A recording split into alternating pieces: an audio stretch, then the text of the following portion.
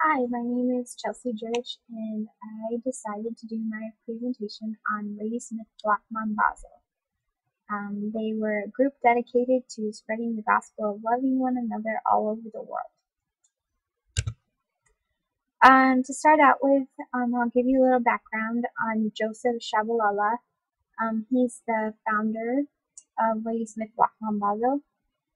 He was born near a farming town called Ladysmith in South Africa. He worked on his family's farm until his father passed away, and being the oldest child, he had to help the family, provide for the family, so he went to Durban to work in the mines there. While he was in Durban, he became involved in some singing groups, and in the mines where all the men worked, they formed choral groups rather than, in some different mining things like that, the men would form like baseball teams or soccer teams just to keep something to keep them occupied. But in the mines here, they had singing groups, and it was called Isikatamaya, which is from the Zulu word, which means to walk or step on one's toes lightly. And so it was Zulu a cappella men's choral groups.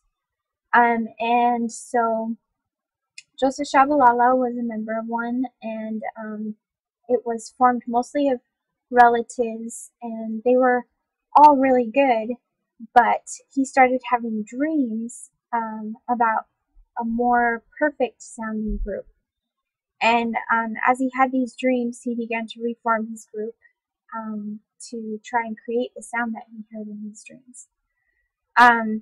So he formed a group called Ladysmith Black Mambazo. Ladysmith referring to the town where he was born, Black referring to the black ox, which is the strongest farm animal, and Mambazo, which is a Zulu word for axe, referring to the choral group's ability to chop all their competitors down in competitions. In these mines, where they had all these vocal groups, they would have competitions, and all the different vocal groups would compete. Well, eventually, Ladysmith Black Mambazo was not allowed to compete anymore because they won all the time. They were invited definitely to perform all the time, but they were no longer allowed to participate in the competitions.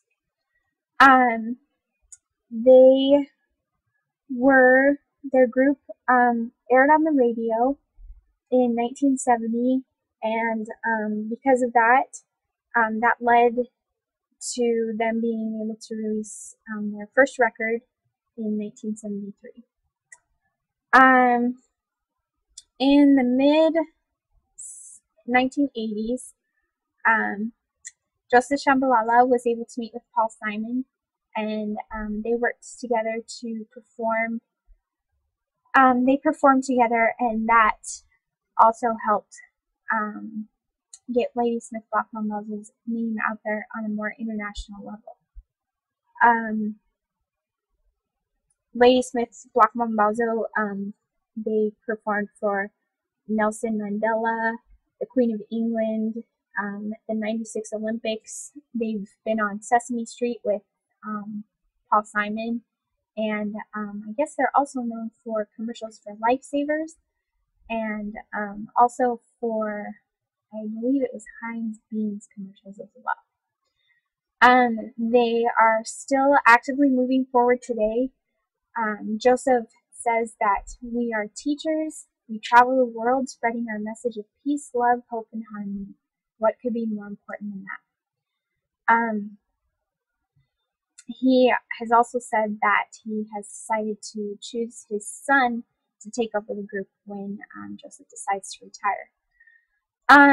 For my video clip example, It's actually an interview with Joseph himself. He kind of tells a little bit about his background and the forming of his group. And throughout the video, there's some samples of their music. It's about 8 minutes long, and I wasn't able to figure out how to actually put it in this video. The sound didn't quite record right on the speaker, so it wasn't understandable. So I'm going to put the link in the video, and so you can click on the link and listen to this broadcast. It's actually from National Public Radio, from a program called Musicians in Their Own Words.